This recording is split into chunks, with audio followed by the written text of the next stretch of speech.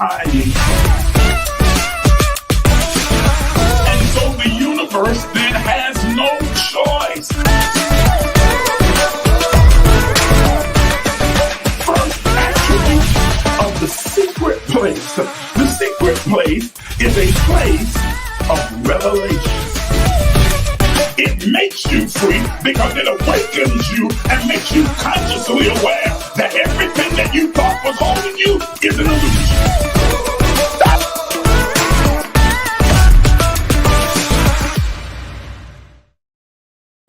Well, good morning, everybody. Good morning. So glad that you have decided to join us here on the Emerge movement, where we are empowering you with all the necessary tools as you go along in your journey towards spiritual wholeness. I'm so glad that you are here.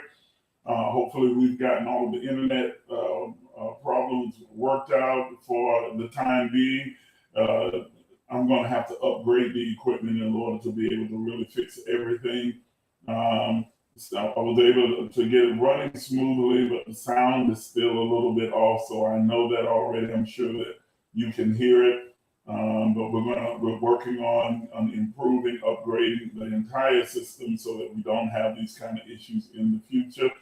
But I didn't want to miss this opportunity to come on and share with you this morning, since we had to forego our Thursday night empowerment session. And so I wanted to come on this morning and share on the topic that we began on Thursday.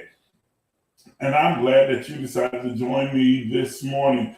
Take a moment and tag as many people as you possibly can and share this particular broadcast on your page. Do it right now so that those who come to your page will be alerted that we are on the air and they can have the opportunity to join us in this conversation.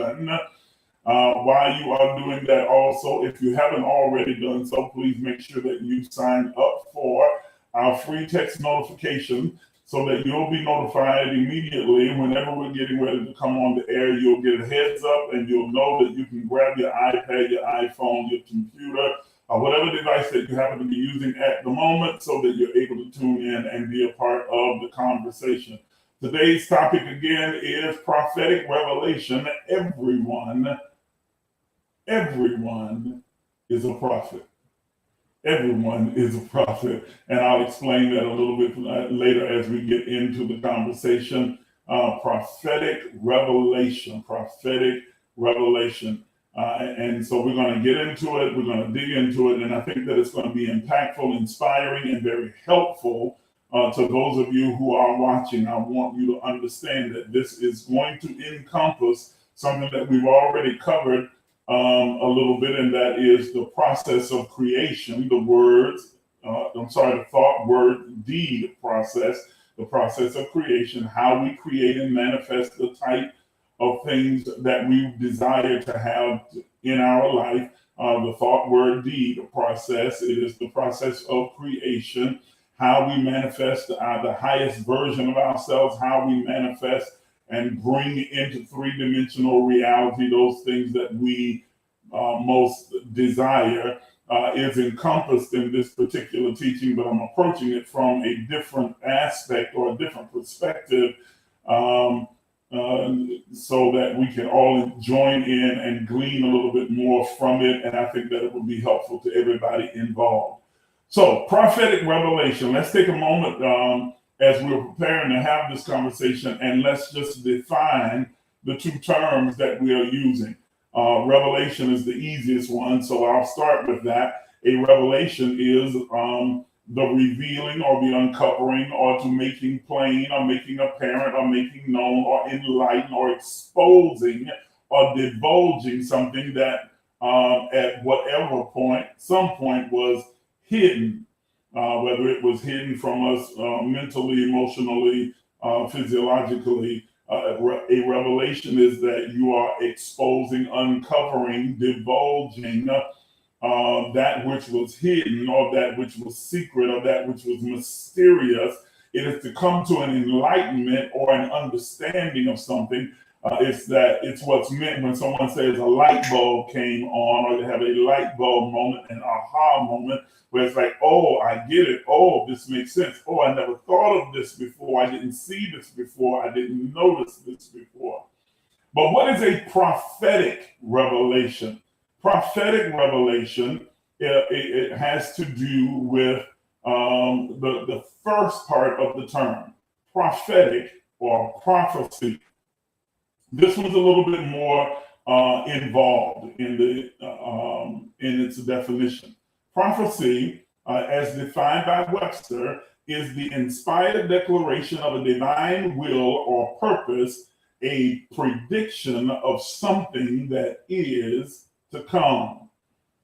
From the New Testament, well, from the Bible itself, in the Greek, it's the word prophetia, which is a prediction, a disclosure emanating from a divine inspiration, declaring the purpose of God by revealing hints of hidden, especially hints of hidden truths, especially by foretelling future events. Further, it is a gifted faculty setting forth a revealing truth and enlightenment. In the Hebrew, it is the word masar. It is defined as a burden, specifically tribute, or abstractly a portenage, or potter's work, figuratively an utterance of a divine nature, lifting up, uplifting that which the soul lifts itself up to. It is, let me say that again, lifting or uplifting. It is that to which the soul lifts itself up to.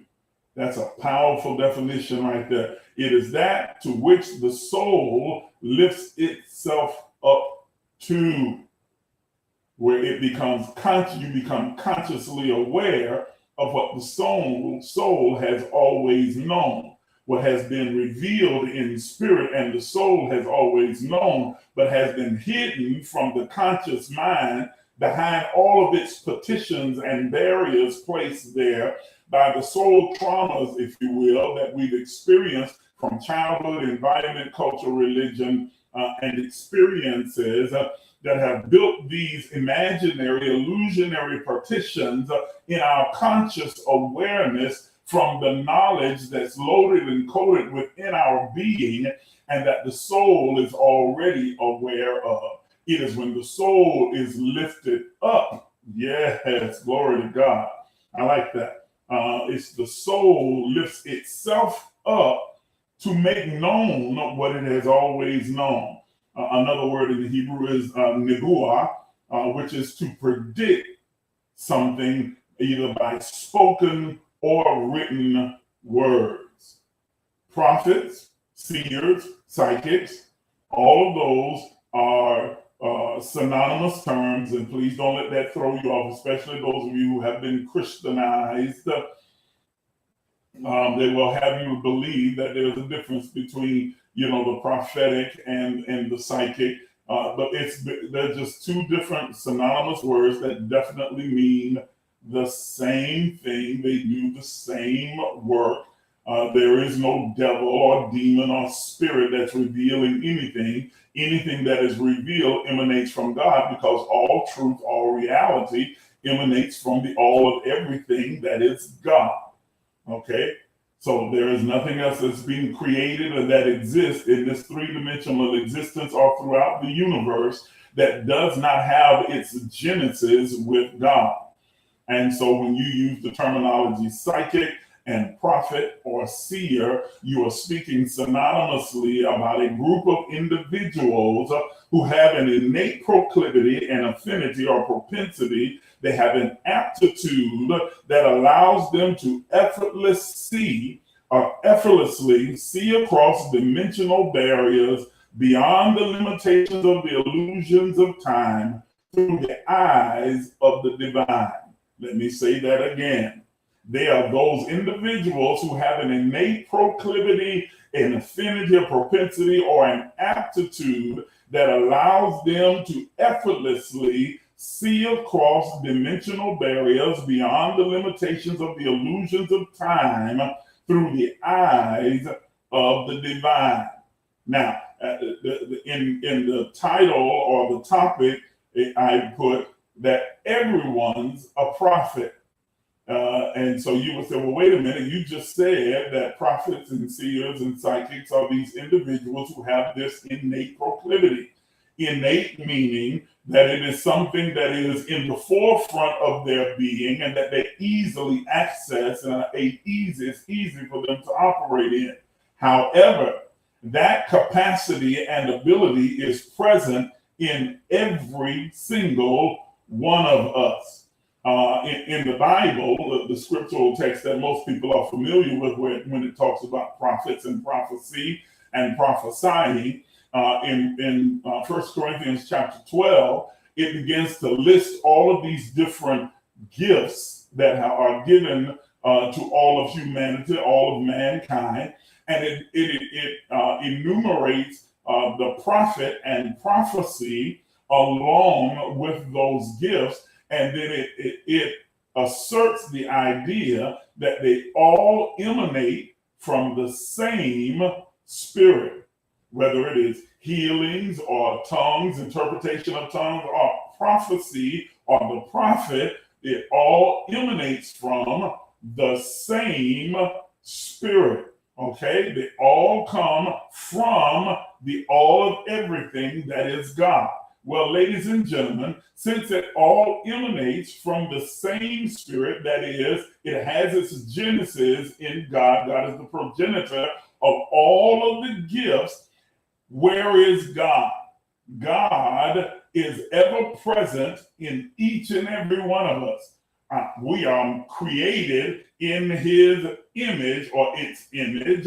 We are a divine expression of the all of everything. We are the divine animated expression of God, the creator of all things. And God does not dwell within us partially. It is not in us, through us, and as us in a fractional manner, but all of God, the fullness of God, dwells within every one of us, all of humanity bodily. You could not exist in this three-dimensional form if it were not God in us, through us, and as us. So we are the animated representation of God in the earth so that it can experientially know itself through our lived experience in this three-dimensional plane. Since God then is present fully in all of us, in us, through us, and as us, then the capacity to tap in, if you will, I'm using your word, Dr. B, to tap in to the prophetic, or that capacity and ability to be able to see across the barriers of the illusionary thing that we call time through the eyes of the divine is present in every single one of us. Every one of us came into this three-dimensional plane of consciousness fully loaded and coated with all of the limitless, infinite power of the Creator within our being. That is, the full divinity of God is represented in each and every person in humanity. So you came into this form fully present, fully powerful, fully knowing, and fully active in creating the life that you are experiencing right now. All knowing is one of the aspects of divinity, to be omniscient or all knowing. And since God is fully present in us, then through us and as us, then we have the presence of all knowledge and all knowing, the end from the beginning, if you will, inside of us. And we have not only the presence of it, but we have the right, the authority, the capacity, and the ability to access that knowledge if we take advantage of the spiritual practices available to us, along with the laws that govern the universe or the kingdom of God, to access that knowledge at any given time. There are those prophets, seers, psychics who have a more innate ability. They have a higher aptitude because it is more forward in their consciousness. But all of us have the capacity to do so, to be able to access that knowing. Are you hearing what I'm saying? In short, those who are prophets and seers and psychics, they see one when they see through the eyes of the divine, as each of us have the capacity to do so. Then recognize that because God is divine, is not encompassed by this illusion that we call time, not subject to time, but time works. It is the creation of man working within the confines, the constraints of God. Then God is not bound by that time. And so therefore God has no past, no present, or future, but God exists in the eternal moment of now. Always is, and everything is. And so it sees everything from a panoramic perspective, everything happening, unfolding at one time in the eternal moment of now. And when you access the knowing, that is that omniscience that is loaded and coded within your being, you look through the eyes of the divine and you begin to see all things as they are, as they unfold in the eternal moment of now, just as it, that is God, sees it. So the prophet, the seer, the psychic, along with all of us in our capacity to access that knowledge, we see one, and really, let me speak more specifically about the prophet, psychic, and seer, because, well, no, I can keep us included there, because all have the capacity to see more than one, but most often we see one of multiple possibilities available as a result of the choices of an individual. When a person is prophesying to you, a seer speaking to you, a psychic is revealing to you, they are revealing to you one of multiple possibilities available to you. And it is solely dependent upon the choices and the decisions that you make. Let me make sure that I restate that again, because we have elevated and inflated the authority, power, and capacity of prophets way beyond measure. Because a prophet says something to you concerning your life, it is not written in stone. I know they tell you that if I tell you X, Y, Z is going to happen, it's going to happen no matter what. That is not the truth. They are seeing one of multiple possibilities and eventualities that can occur dependent upon your choice. You are not subject to what they see.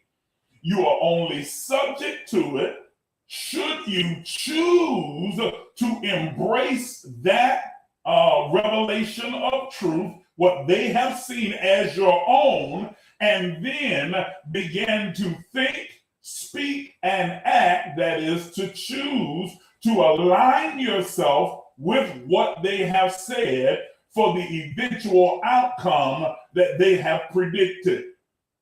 Okay? It is predictable because of the law of cause and effect. Every cause has a definite, predictable, perpetual effect.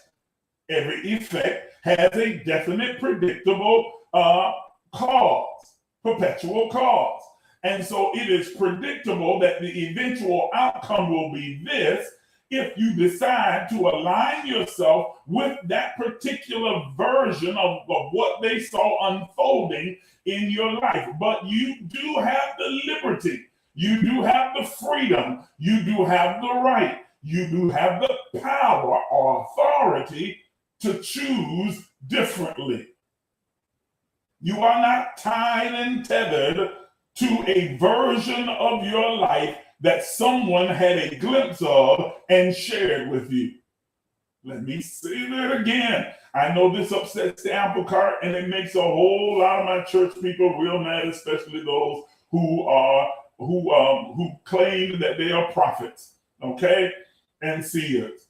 No one is tied and tethered to the version of life that they have seen, that whether it comes from me or from some other person, whether they are prophet, apostle, evangelist, pastor, teacher, whatever they call themselves, bishop, pope, whatever, this, that, and the other. They may indeed, and I'm not saying that all do, because a lot of them are just faking and just saying a bunch of general stuff that could apply to anybody and anything. It's not real prophecy. But should you happen to come upon an authentic, real prophet or someone who's operating prophetically, they are still only offering you one of multiple possibilities available to you. You are not tied or tethered to the version of your life that they have seen. Let me say that again. You are not tied or tethered to the version of your life. It is your life. It is your life. Let me say it is your, not anybody else. It is your life that they have seen. So because it is your life, then you can change the eventualities by simply making a different choice, by aligning yourself with the truth that resonates with you. So if they speak it and it doesn't resonate with you, you don't agree with it, you don't have to receive it, and nor do you have to live in fear of it happening anyway, because you can make a different choice. They are not the determiners of your life. It is not the end all and be all of what your life is going to be and what your outcome will be. Just because they say, I see you going to prison, doesn't mean you have to go to prison. It means you can align yourself with the truth that keeps you in freedom and liberty. And then that means you are going to think, speak, and act in a way that does not allow for the eventuality of your going to prison. You have a choice. Are you hearing what I'm saying? You have a choice. I see you getting married in the next 3 days. Well, you can, if that resonates with you and you want to align yourself with that, it can absolutely happen exactly as they say. But it's not happening because of them. It's happening because of you, because you are choosing to align yourself with that truth that is through your thoughts, words, and deeds to bring it into manifestation. Whatever is your most dominant thought, what you have accepted as your truth, informs your words and informs your actions.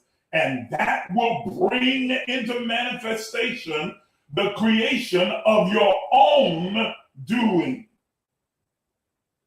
You understand what I'm saying? Okay. Oh, God, this is a big comment here. Bree says, let's see what she says here. Preach this, sir. Prophecy gives you one of many possibilities available to me.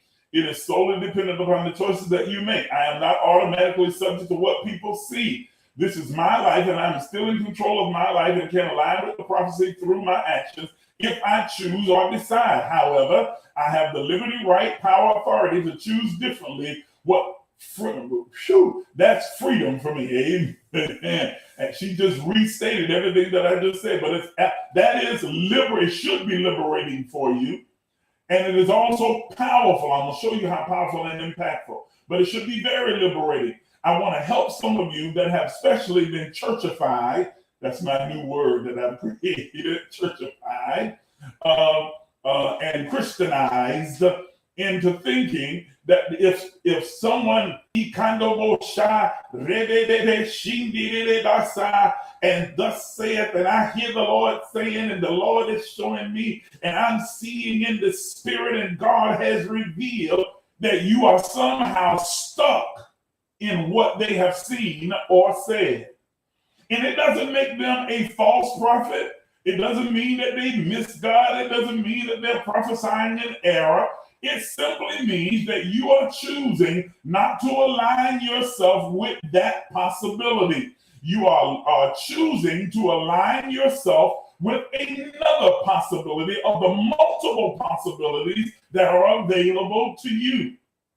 You do not have to submit to the possible eventuality that has been spoken by an individual if it does not resonate or align with what your soul desires. Let me say that again. You do not have to, you are not subject to the possible eventuality of what someone has seen or said of the one of multiple possibilities available to you if it does not align or resonate with your soul's desire. You don't have to. You are not stuck. You are not bound. You are not tied or tethered. You are not chained or fettered to what has come from their mouth. You can make a different choice. Now, there are some church folk who are going to disagree with me and get real upset about what I just said, especially some of the church prophets, because they're like, well, no, the scriptures say that the way prophet hears from God is what they say come to pass. That is someone else's opinion. That is not something God said. That's what Jeremiah said. But there is a narrative that proves that Jeremiah is not correct in his assumption. The narrative is the very story, the allegory story that is told of Jonah. God spoke a word according to the story and said that Jonah was to go to Nineveh and tell them judgment was coming. God was going to destroy the city. Go ahead and prepare for the destruction. And when he got there and finally got there, I'm skipping over all the other parts of the throw me overboard, swallowed up in the fish and all that stuff, and spoke what he was told to tell them, the people made a decision to do something different. What was spoken didn't align with their soul's desire, so they decided we're going to do something different. And they chose to begin to pray and to sit in ashes, sackcloth and ashes, and to submit and to cry out for mercy. And then the scripture, the allegory says, and God, the universe, creation then realigned itself to align with what they had decided that they wanted to manifest in their life. Or the scripture says, and God changed its mind. Changed the course of what the prophet had already said. And Jonah got mad. Here's how you know he was operating in his own humanity. He got mad because it made him look stupid to go there and say God was going to do something and it didn't happen. Yeah. Are you seeing what I'm saying? Are you hearing what I'm saying? It's right there in your own book. The narrative is right there. You cannot deny it. That narrative, that allegory, that story is told, and many of your pastors and preachers and bishops have preached it 100 million times. But they skip over the part that even though God had spoken, according to the narrative, God had spoken this judgment to come upon the city, that when the people had a different mindset, made a different choice, they had a different outcome. So you are not tied, nor are you tethered, nor are you shackled or bound or stuck to anyone word spoken from anyone's mouth about your life, if it does not align with your soul's desire, if it doesn't resonate with you.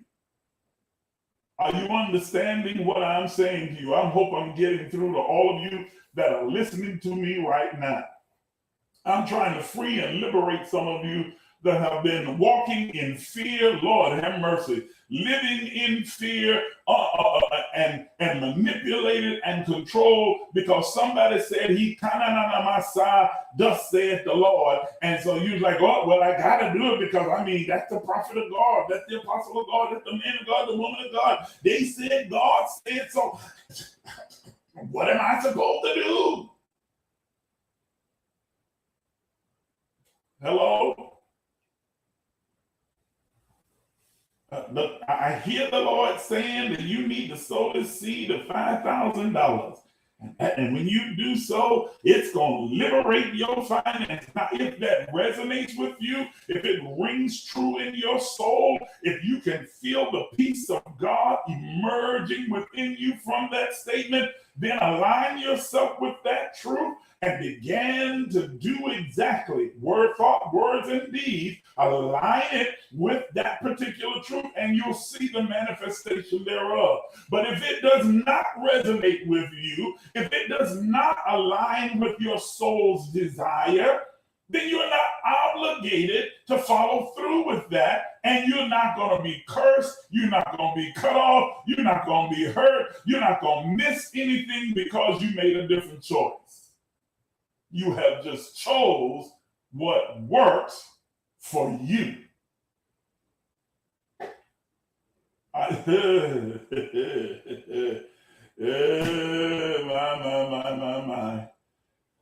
I guess that this is the reason why folks get so mad at me. Lord have mercy. Because you are the God of your garden. I say this a lot, I know it, but I'm trying to make sure that you understand. If you don't get anything else out of all of these empowerment sessions, I hope that you get this, that you are the God of your garden. You are the one in control of your life. It is your life. Your choices, your thoughts, your words, your deeds are what manifest and create and curate the experiences of your life. Not your preachers, not your pastors, not your prophets, not your friends, not your grandmama, not your cousin, not anyone else. You are the determining factor. You are the common denominator. You are the one who make the choice and the decision. Even though you have been unduly influenced, many of us, in our childhood, by our environment, our culture, our religion, our experiences, our trauma, at the end of the day, you still have the choice to loose yourself from those things and choose what best serves you. Are you understanding what I'm saying? Okay? Someone's prophetic word does not remove the free choice of the individual being, but gives them a conscious awareness of a possibility that they can choose to align themselves with, or they can choose to reject in totality, without consequence. Negative consequence. Okay? Now, why? Because, again, our thought, word, deeds. Remember, thoughts are the birthing place of possibilities. Thoughts are the birthing place of possibilities. Oh, that's good. Man. Somebody write that in the comments, because I want to go back and copy it later. That's a good statement. I need to write that down. Our thoughts are the birthing place of possibilities. Are you hearing me? Our thoughts, our visions, our dreams are the birthing place of possibilities. It is the place where the energy is formed and produced to the energy that is necessary to bring about the manifestation of what we are imagining, seeing, or thinking.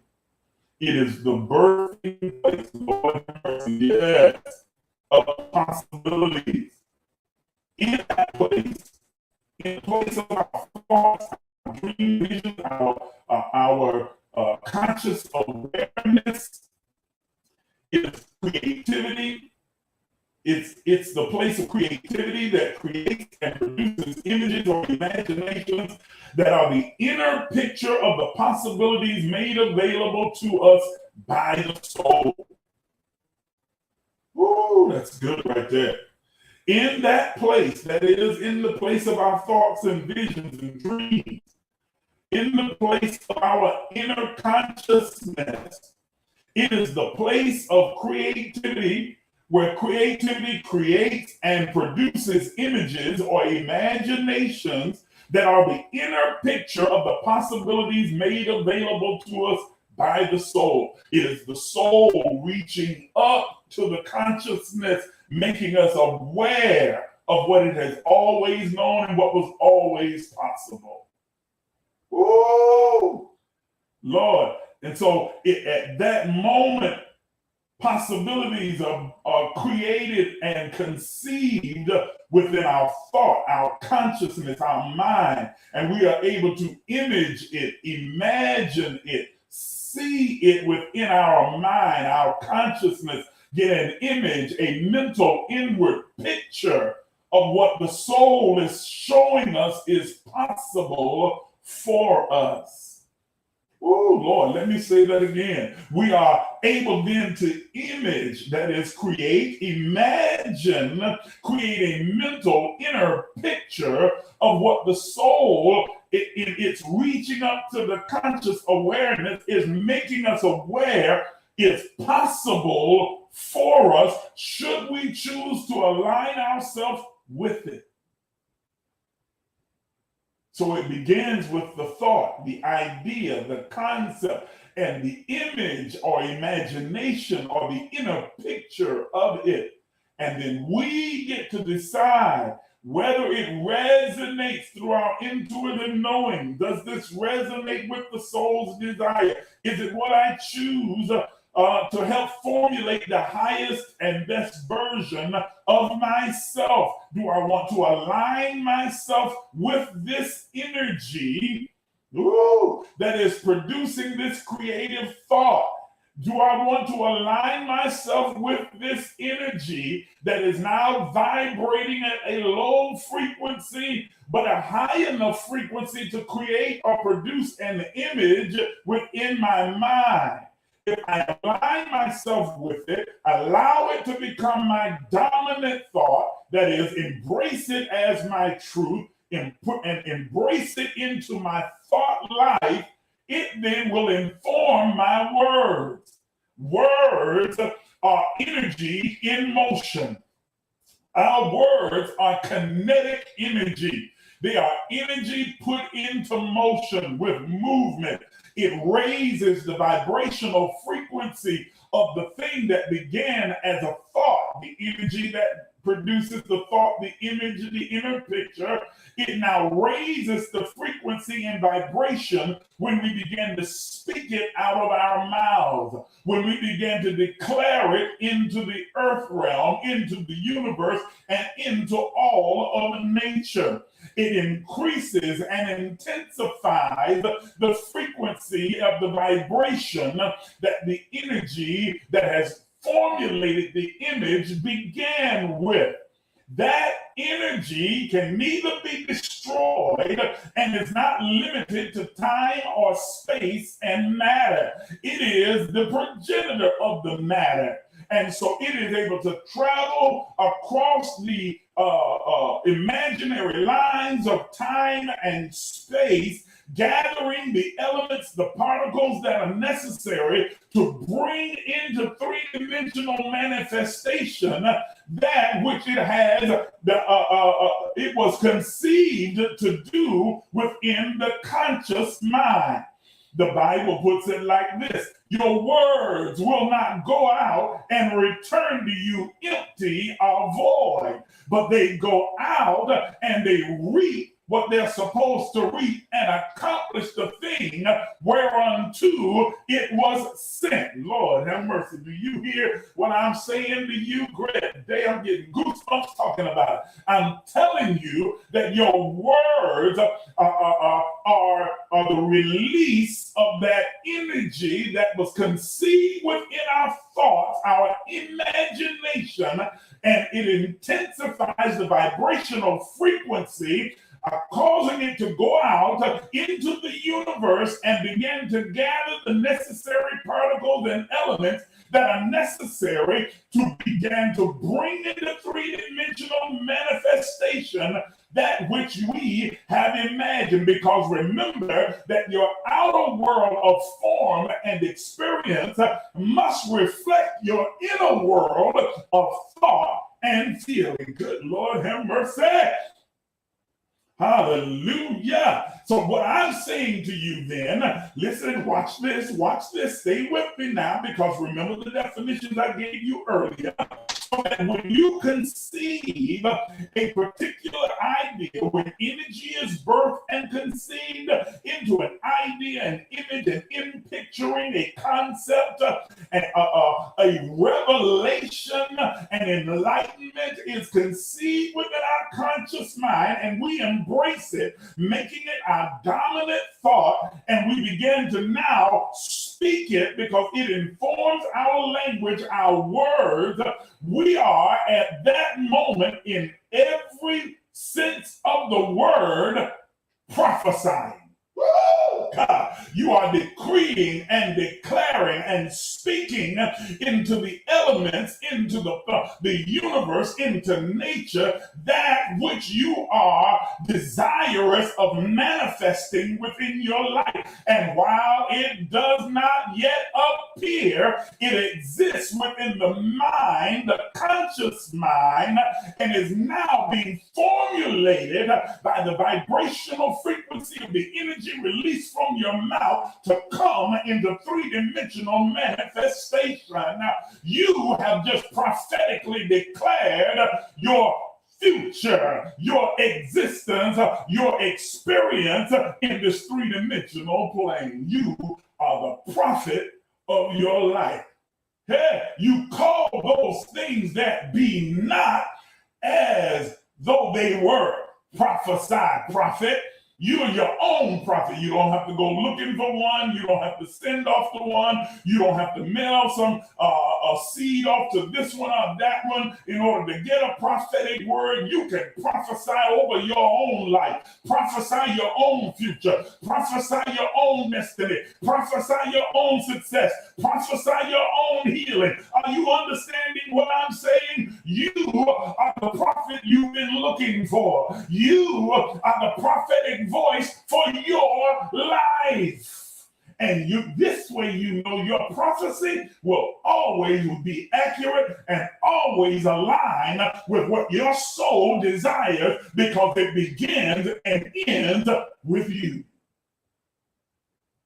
Ooh, everyone's a prophet. If you are the animated expression of God in this three-dimensional form, and all of humanity is, then you have the capacity to think, to imagine, to see, to conceive, to be enlightened, to receive revelation, understanding, the uncovering, that when the soul reaches up to the conscious mind and causes it to become aware of what the soul has always known that you've not been consciously aware of before, and you allow that to inform your words, you are prophesying over your own life.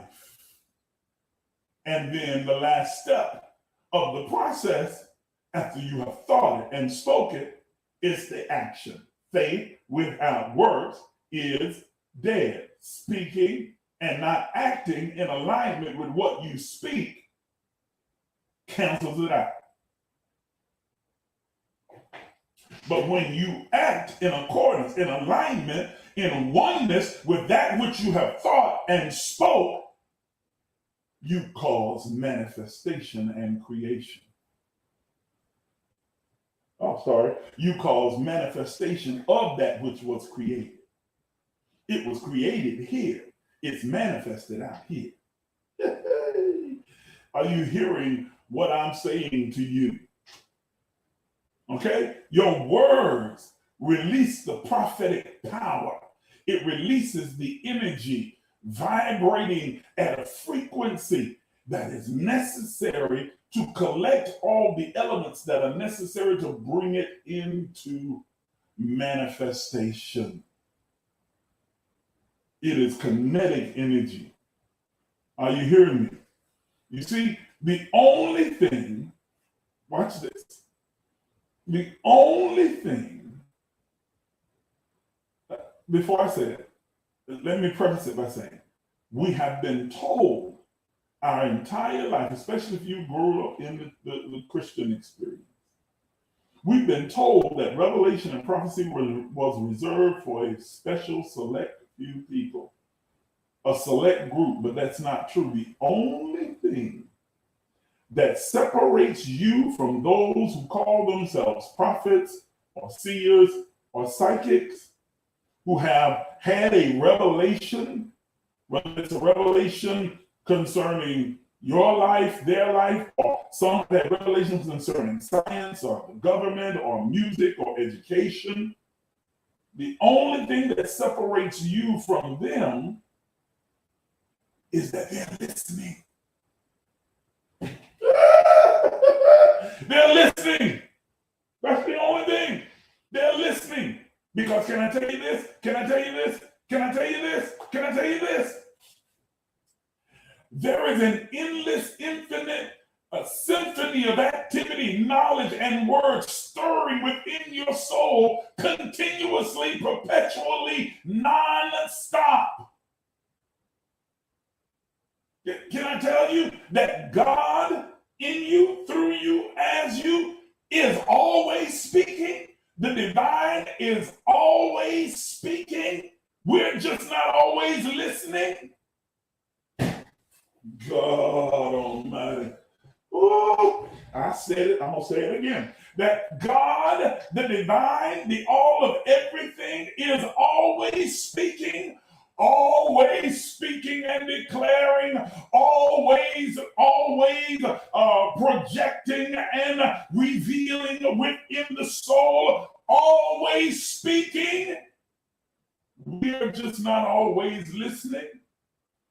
We're not listening because we're so busy with the hustle and bustle of life, or that we have this disbelief, or our mind is so clouded with all of the other garbage and junk that's been piled onto it from culture, environment, experiences, and religion, and trauma, and heartache, and pain, and all of this misinformation. And so it drowns out the sound of our own voice, and all we hear are the echoes, that is, the voices in our head from our mama, grandmama, cousins, and sisters, and friends and boyfriends and encounters and experiences and people and places and things, and all of these echoes and the noise that continues. This is why meditation is so powerful, because when you quiet yourself, center yourself through deep breathing, and close out the rest of the world, then you're able to tune into the frequency of your own voice speaking deep from within you. That is the voice of God, and hear what's being said on replay, repeat, continuously, perpetually inside of you. Everything you want to know about your future, everything, all the possibilities available to you are on replay inside of your soul, consistently playing, perpetually spinning, perpetually being declared within your soul. You just have to listen. You have to position yourself prophetically, psychically, as a seer, and sit with yourself and hear what the divine part of you, that is the you, is saying. He that hath an ear to hear, let him hear what the Spirit is saying to the church. This three-dimensional form. This body is the church, the temple of the Holy Spirit. What is the Spirit within the temple saying? He that hath an ear, not ears, ear, that's your inner ear, to hear. What is my inner ear? The soul. Let him hear what the Spirit is saying inside of the temple, the church, the synagogue, the mosque, the body temple. It is always speaking. It is always speaking. And so there's another text that says in the Bible that if anyone speak, let him speak as the oracle of God, as the mouthpiece of God, as the voice of God. That is informative for how we can live our life and begin to create the reality that we most desire. Instead of saying a bunch of arbitrary throwaway words that we've learned or we've inherited, start speaking what the soul is receiving from the Spirit and say those things. Be the mouthpiece of God over your own life. Say what God is saying in you, through you, and as you. Instead of all these other throwaway words, throwaway phrases that create a different reality that you don't desire, that doesn't align with what your soul most desires. How you feeling, child? I'm all right, I guess. I ain't really doing. It wasn't a bad look. I have no luck at all. What kind of dumb, stupid stuff is that to say about yourself? You talk to yourself more than anyone else on the planet. So you need to be deliberate about the things that you say to yourself and that you allow to come out of your mouth. By your words, you're justified. By your words, you are condemned. Death and life are in the power of the tongue. That your words are both spirit and life. That they are energy, the force that is necessary to create, and you give life to them when you declare them into the universe. Because the universe doesn't know that you're joking, and the universe doesn't know that you're kidding, and the universe takes serious whatever you release into it. It operates on law, not on what you think, what your intention, what your feelings were. It just operates on the law, cause and effect, sowing and reaping, compensation. Are you understanding what I'm saying? It operates on law. So you need to be mindful about what you allow to come flying out of your prophetic mouth, because you are creating a reality that you're going to have to experience and live in. It is not a devil, it's not a demon, it's not a spirit, it's not a hate, it's not some evil around you. It is of your own creation. There's not a hex or a spell or anything else that's been spoken over you. There's not a mother, father, or witch doctor or anyone else that can control your life. You are the progenitor, the creator and curator of your lived experience. And so you are to be mindful about what comes out of your prophetic mouth.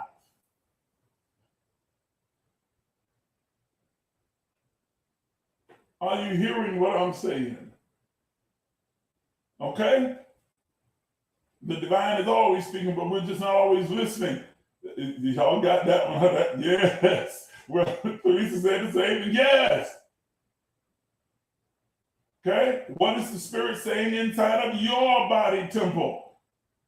Greater is the Creator in you than anything in this world. Okay? I'm just saying, you're right. The Bible is in this world. The Creator within you is greater than the Bible. Yes, Lord. Now, you're going to really make some church folk mad now. Do you think God stopped speaking after the Bible was put together? Man, please. God's been speaking the whole time. It's never stopped speaking. And the words that God is speaking within you are just as divine as the words that are written in that book. Oh, God, I just made some folk real mad. Good gracious. I was doing good. Watch my numbers drop down to 3 now. I'm going to be down to 3 people. I'm going to be down to 3 or 2 people. Lord have mercy. But I'll say it again. Since I'm out here, we may well go ahead and dive on in the deep water and keep swimming then. The words that God is speaking inside of you, through you, and as you are just as divine, just as powerful, probably more so than those written in that book, because those written in that book have been edited and aligned with the intention and the agenda of the Catholic Church. They ain't got nothing to do with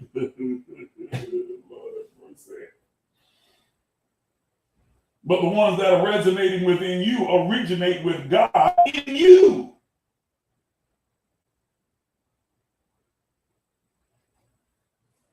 Are you hearing what I'm saying? That means that I tell my husband that all the time. It's the truth. You telling him the truth.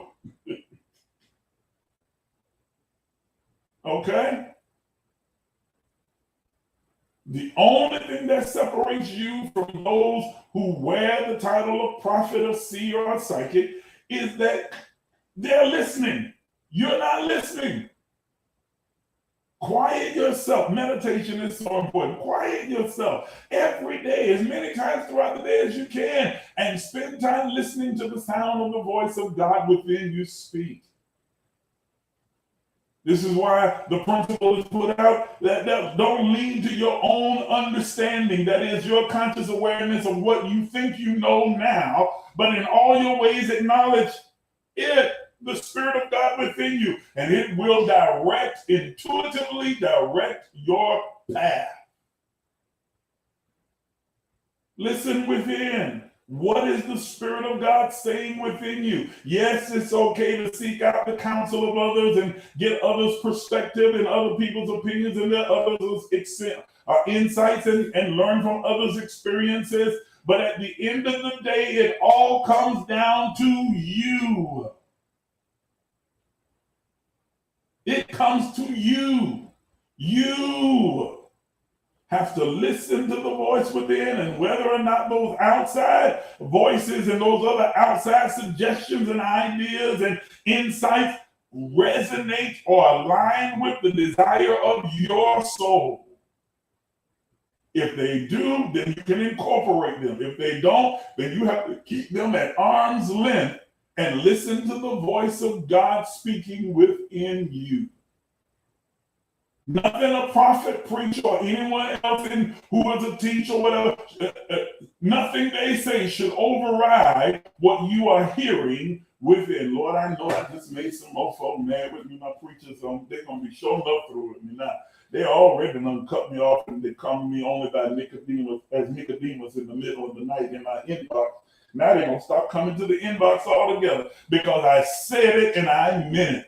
Nothing that your pastor, your preacher, your prophet, your bishop, anybody else says to you should override what you hear God saying from within you. If it doesn't resonate, if it doesn't align itself, if it does not agree, if you don't sense the peace of God as it relates to your own soul, you have every right, authority, and ability and capacity to reject it and not have to worry about something terrible, horrific, or tragic happening to you.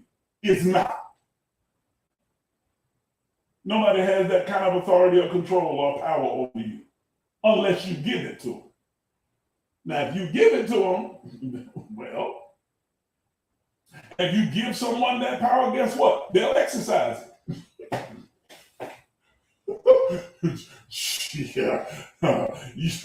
I found very few that won't. If you give them that authority and that power, their pride and ego won't allow them to pass it up. Man, they will exercise that authority. Oh, you gonna do what I say? Oh, you gonna depend on me for guidance? You gonna depend on what I say to you? Oh, you gonna do everything I tell you? Oh, well, all right then. Let me make a longer list. Don't be stupid. Oh, Lord. Oh, Lord. My friend in Los Angeles just told me I could be kind of harsh and intimidating, and I guess I see it now, using terms like that. But I'm sorry, I don't know the way to say that. Don't be stupid. Nobody else gets to decide and determine what you do with your life but you. Stop being stupid. Living your life off of what somebody else says to you. Okay, listen. But if it doesn't resonate, reject it and move on. Don't think any more, any less of the person, because again, those people see one of multiple possibilities, multiple millions, trillions of possibilities that are available to you.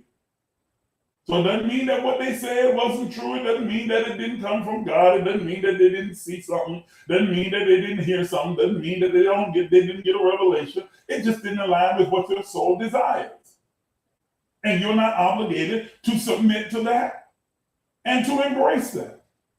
You are not. You are the one who makes the final decision for your life. It's your life. You are the prophet, the apostle, the pastor, evangelist, the teacher, the bishop, the chief potentate, the guru, the martyr. You are the minister, the maharaji. You are the one who ultimately makes the decision. And you have prophetic revelation churning and turning over within you all the time. You simply need to listen. Listen. And stop thinking, please, can I broaden the conversation a little bit? Can I broaden it a little bit? I'm going to anyway, whether y'all say yes or not. Still gonna broaden it. Stop thinking that prophetic revelation always has to do with money, cars, houses, and land, or your love life, or you even. You can there's revelation to be had. Do you understand that the airplane is a prophetic revelation? It was the uncovering and revealing of the possibility of flight that had always been possible, but just had not entered the conscious awareness of men. That inventions are the result of prophetic revelation. Every invention. So there's a revelation available to you in science and math and in education, in music, in every sphere of life. It's there, loaded and coded within you. It's resounding, turning over within you. Listen for something beyond just my house, my car, my land, my money, my health, my money, my wealth, my children, my family, my this, There is revelation within you that can impact and affect the entire world if you will just tap in. Listen. Listen. Listen. You may be the person with the cure for a disease. You may be the person with a new scientific strategy or system or formula that changes and revolutionizes the world. You may be the one. I haven't been to college. I didn't ask you whether you went to college. I'm asking, are you listening to the all of everything that knows everything inside of you?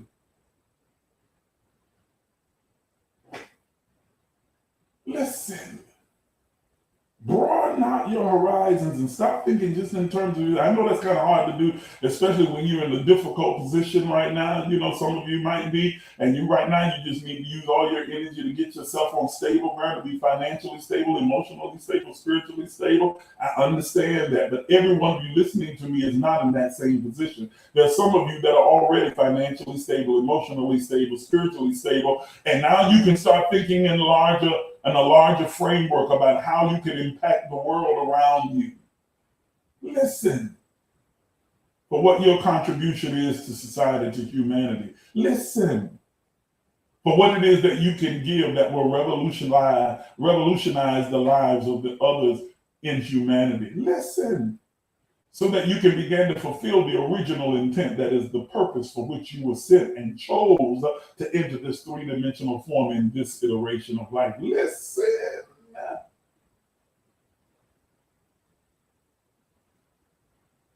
On a much larger and broader perspective, so that you can receive the prophetic revelation that is turning over perpetually within you and begin to speak it, to think it, to speak it, and then act accordingly. so you can bring it into manifestation. Let me put my glasses on. I see something popping up over here in the comments. Hold on. That's such a great question. She says, how do I quiet my mind and heart down to hear God? That is such a great question. It's basically asking, how do I meditate? I get that question a lot. And if you'll inbox me, Diane, I will send you an outline that gives step-by-step on meditation as well. But I'm going to answer the question in general in a very compact form right here. You start by finding a quiet place and sitting, laying down, sitting cross-legged, whatever's comfortable for you, in a place where you can sit quietly, close your eyes, and find a central focus that you can give your attention to. In doing so, that will begin to slowly and surely, all of the other thoughts and the other bombardments in your mind will begin to drop off and begin to silence themselves. I tell people a lot of time to focus on your breathing or listen for your heartbeat and focus on your heartbeat. Some will use like a light or a candle flame and stare at that and make it their focal point. I think breathing works better, or they'll listen to the wind or a particular sound, or they use a mantra that begins to block out all of the thoughts and they drop away. Okay? So, and if you want a more detailed step-by-step instruction, shoot me an inbox, and I will send that out to you as soon as I get off the air here. I will send it right out to you. That's a great question. I get that a lot. People ask me, how do I meditate? How do I quiet my mind? My mind is always running 100 miles a minute. That's not good. Okay? Because what's circulating in your mind is all of the stuff from the external. What you want circulating in your conscious awareness is those things that are coming up from the internal, that are emerging from the soul when the soul reaches up to connect with the conscious mind to reveal what it has always known. And meditation is key for that. And let me tell you, for those of you who are just starting to meditate and starting learning how to quiet your mind, don't get frustrated and don't think that you're going to meditate for 30 and 40 minutes or an hour your first time out, or even the first week or the first month. Start slow. If you can go for 3 minutes, wonderful. 5 minutes, and then each time, each week or each month, you increase it a little more. You'll know when you'll sense it from within, and you can start doing more. And you increase it a little more. You went from 3 minutes to 5, from 5 minutes to 7, from 7 minutes to 10, from 10 minutes to 15, from 15. You see what I'm saying? And before you know it, you're doing work. You are doing a much longer live. Okay. That's a great question. Okay? Therese says, breathing works for me because it keeps me in the present. I can't breathe in the past or the future. That is absolutely true. That's why I like breathing as well. Although I do use mantras. And sometimes I use music, or I'll use a candlelight. It really depends on what I'm trying to accomplish at the moment. I'll be honest about that. Because there are different types of meditation. There's mindful meditation, there's transcendental meditation, there's different types of meditation. We talked about this once before. Maybe I need to revisit that again. So it really depends on what I'm setting out to accomplish, the type of meditation that I'm doing. There are sometimes meditations that I do that set me up for soul travel, for me to become consciously aware of myself in different times and spaces and different dimensions. So it depends on what you're trying to accomplish at the moment. But if you're just trying to hear that inner voice that is speaking within, your God voice, your divinity speaking through you, mindful meditation is the best road, the best tactic, the best tool, in my opinion. Okay? Really good. Really good. Really, really, really good. Okay? So I want you to understand this. I'm getting ready to close. We've already gone over time. I'm like 13 minutes over time now. is that you are the prophet for your own life. Every one of you has the capacity to prophesy, and you do prophesy over your life. You've done it unconsciously for most of your life. Now you can become consciously aware and start to guard your words, guard your mind, and guard your words. I gotta go, Steph. I gotta go. Hey, where you been anyway? Don't come on here talking about no. I'm playing, but I do miss you. Okay? Okay? I will.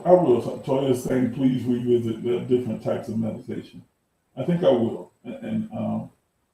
Oh, well, I understand that. You got to work. Definitely got to work.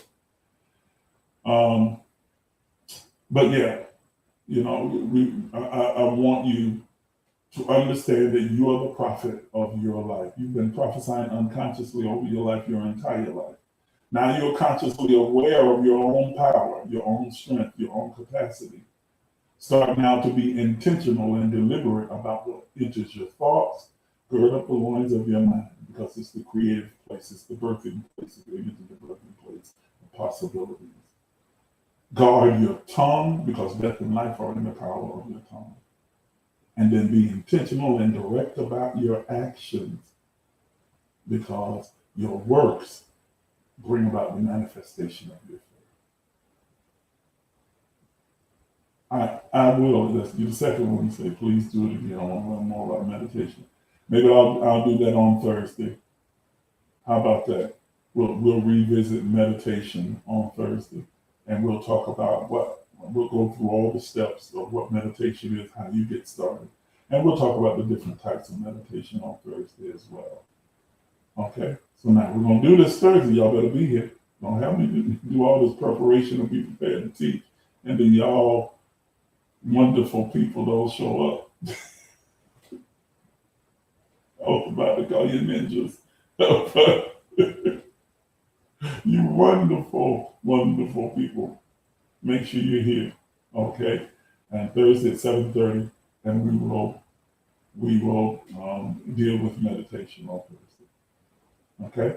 Remember that you are not tied, tethered, or stuck to what any person has seen or said over your life. And it doesn't make them false, doesn't make them evil, or anything like that. It just simply means that they see one of the multiple millions of possibilities that are available to you. You get to choose which path you're going to take and what the eventuality and the outcomes of your lived experiences will be. Nobody gets to make that decision for you. You are the God of your garden. Nothing can exist in your garden unless you say, let there be. Okay? I appreciate each and every one of you. I'm going to ask you to make a contribution today, especially since now I got to try and upgrade all of this equipment. I've been trying to do it for a while now. We'll use your assistance if you'd like to give. And to assist with that, it's on the screen right this moment. Okay, you can use our Cash App or our Zelle and send whatever it is, whatever gift amount that you can give. Or, if you want to go on Amazon and just purchase the things that we need, if you don't want to send the money, but you buy the stuff, fine. You can go on and purchase the computer and shoot me an inbox for the specifications of what type we need, and I'll give you that information, and the cameras, as well as the lights, as well as the mixer, and the microphone we have is good. It just needs a better mixer so we can get a better sound. And you can go on Amazon and you can purchase those things and then just ship them to me. I will be more than happy to receive it in that manner. But I guarantee you, I'm not asking you to give anything for me to get rich or anything else like that. I take care of myself. I'm good. Okay. But this is for those who want to. You're not obligated to. You're not going to be cursed if you don't, or anything along those lines. If you want to contribute, then the door is available to you, and I would appreciate your generosity. You demonstrate how much you value this platform and the work that we are doing here when you give. And I appreciate those of you who do so on a regular basis. I've got a few of you that contribute regularly, and I want you to know that it's not ignored. I appreciate your support. Okay. All right. I hope you gained a lot from today's conversation. Hope you were blessed by it, impacted positively by it. Thank you. Sorry, I just love you. Thank you so much. She says, "Wow, you're always giving out jewels." Thank you so much. I promise you, I appreciate you. You are one of the most supportive and kind and loving persons I have ever had the pleasure of encountering and knowing. Uh, when I was pastoring the physical church, Toya was a part of that ministry there in Fitzgerald, and was just always loyal and helpful and faithful and loving and kind. Her and Diana, and I could go on. I'm not going to start naming names. Her, Diana, and Dee Dee are on here, of course. But I appreciate them, and they continue to just be wonderful. Thank you for always being so great and so kind and so wonderful. All right, you guys, have a wonderful rest of your day. Do something fun, do something enjoyable. Take a moment and listen to your spirit. Let your soul rise up to your conscious awareness. Receive the insight that's churning within you, and then go out and play. Go to the beach if you can. I wish there was a beach near me. There's no beach up here. It's not nearby. There's none that I know of. If some of you other DMV folk know about a beach up in this area that's not 3 hours away, let me know. And I'd love to go to it. All right? All right. Y'all have a wonderful day. God bless all of you. Love you.